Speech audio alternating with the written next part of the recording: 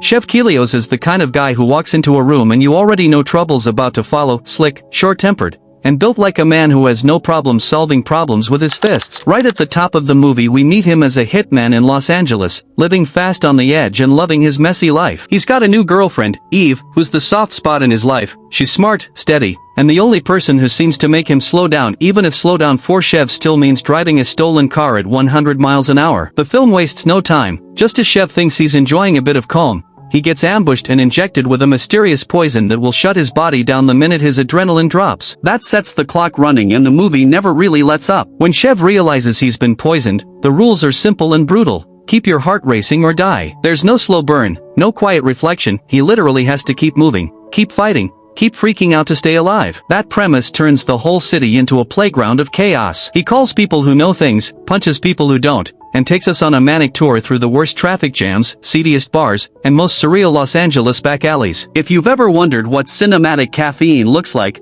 this is it. Eve quickly becomes the emotional core of the story. She's more than a tag-along, she's a real person who cares for Chev, and watching their relationship under this neon, dangerous stress is actually surprisingly tender. Chev's urgency isn't just about survival, it's about staying with someone who finally matters. He tries to shelter her, but his life of hits and grudges pulls her into the tornado. She alternates between tough and scared, and that gives Chev something to fight for beyond his own skin. Chev's hunt is a straight line from "who did this" to "I'm gonna make you pay." He finds out the poisoning was no random act. There's a mob angle, a vendetta tied to the criminal underworld where he used to move. The movie introduces a cast of unsavory characters, mobsters, rival henchmen, crooked cops, and assassins, who all get a piece of Chev's wrath. Along the way, he enlists help from a few allies who are as abrasive as Chev himself. There's a doctor friend who offers grim medical reality checks, people from his old life who remember why he's dangerous, and a string of contacts who all have their own reasons for either helping him or trying to collect on old scores. The story jumps from one set piece to the next, car chases that look like demolition derbies, knife fights in cramped apartments, a raucous trip through a strip club, and several moments of improvised ingenuity where Chev uses whatever is at hand to stay alive. One of the film's strengths is how it uses the ticking clock to push Chev into increasingly ridiculous situations. He tries everything to stay amped, sex to spike his heart rate, drugs when he needs a desperate jolt, and every risky stunt he can think of to keep his body from shutting down. The humor is dark and breathless. Chev's one-liners land like thrown tools. He's not a saint, he's brash, selfish at times, and he makes boneheaded choices, but director and writers make him oddly sympathetic because he's fighting not just for himself but for the little life he might actually be losing. Chronologically, the movie moves like a bullet. After the initial poisoning, Chev calls Eve and then hits the streets to track down who's behind it. He confronts underlings, pulls information out of terrified men, and gradually pieces together the trail that points to the top, a crime boss figure who had motives tied to betrayal and business in this city's violent economy. Along the way Chev leaves a wake of chaos, property destroyed, enemies neutralized, and allies both harmed and helped. Each encounter is an escalation, and each small victory only reveals a larger problem. The tension is relentless because the poison isn't a background MacGuffin, it's always there, breathing down his neck. He also tangles with law enforcement, cops who are trying to stop the mayhem but don't quite understand the biological time bomb he's carrying. Those scenes add a layer of dark comedy where Chev outsmarts or bullies authority figures, sometimes out of necessity, sometimes because he just can't help himself. It's messy, loud, and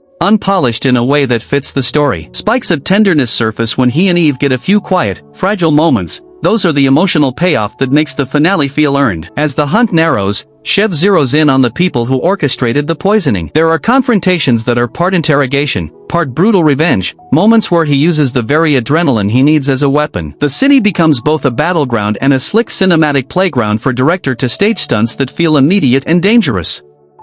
At each beat, the film asks, how far will a man go when his life is literally dependent on staying mad and moving? Chev's answer is very far, and watching him tear through LA with grim humor is oddly exhilarating. Throughout the film there are smaller character beats that give texture, Chev's rueful advice to friends, the way he tries to make Eve laugh through terror, and the brief glimpses of his life before the chaos. These moments remind us that beneath the rage is a person who had relationships and a life he might lose. The cinematography and editing keep the pace hyperactive, with quick cuts and dizzying camera work that match Chev's frenetic state. The soundtrack slams hard, which helps make even the most absurd sequences feel urgent rather than silly. In the final stretch, everything comes to a head in a showdown that's equal parts violent and cathartic. Chev confronts the mastermind behind the poisoning in a tense, no-holds-barred confrontation. It's savage and messy, as you'd expect. Plans explode, alliances crumble, and Chev pays the price. physically while trying to make sure the people he cares about are safe. There's a payoff to his relentless pursuit, answers, closure, and a moment of reckoning with what his lifestyle has cost him. The finale doesn't sugarcoat things.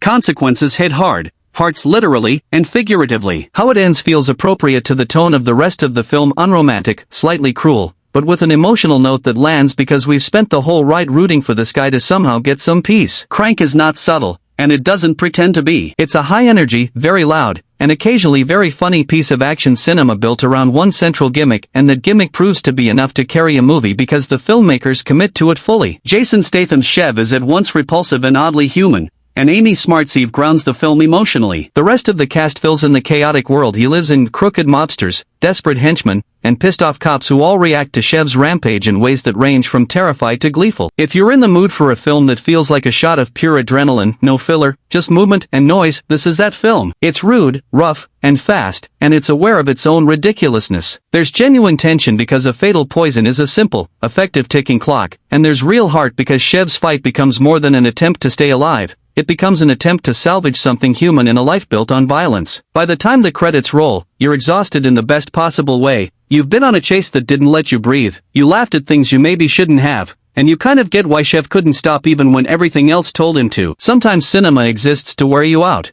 and Crank does that with a grin and a broken nose.